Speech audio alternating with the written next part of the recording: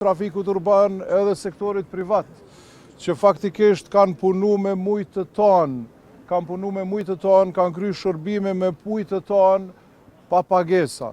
Në më thonë pa pagesa për arsye se fondet tona të kryeqytetit, të hyrat vetanake, të cilat me ligj duhet me ju transferu kryeqytetit, kanë qenë dhe vazhdojnë të jenë të blokume. Edhe si rezultat, e kemi pas të pamundun për me i pagu edhe trafikun urban, edhe sektorin privat, edhe shumë kompani të tjera që kryejnë shërbime për kryeqytetin. Pra, ky është problemi.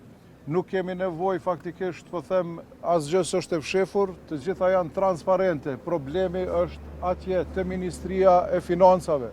Prandaj kërkoj edhe takim urgjent edhe me kryeministrin, edhe me ministrin e Financave për me zgjidh këtë problem me njëherë, sepse ky problem mundet me u zgjedh me njëherë. Domethënë nuk ka arsye për asnjë qytetar me psu si rezultat i mos transferit të fondeve tona. Pra po e përsëris edhe njëherë. Kjo është sikur ju, qytetar të nderuar, parat e juve me i pas në bankë, e ke rrogën në bankë, i ke fondet e tua në bankë, e një zyrtar i bankës nuk po t'i lshon paret për teket veta, çfarëdo që ato janë. Kjo po ndodh për fat të keq këtu në kryeqytet sot.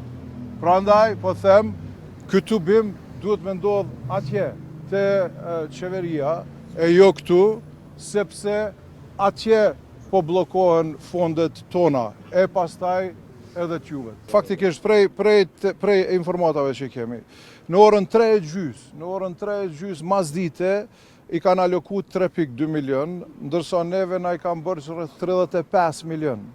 Në orën 3:45, pra në 3:30 i kanë aloku, në 3:45 e kanë mbyll, mas 15 minutave, kanë mbyll mundësinë për pagesave. Pra kjo është loja për fat keq e tyne. Edhe kjo ka ndodhur. Pra i lutem edhe një herë edhe Ministrit të Financave, edhe Kryeministrit të ndalen me këto lojë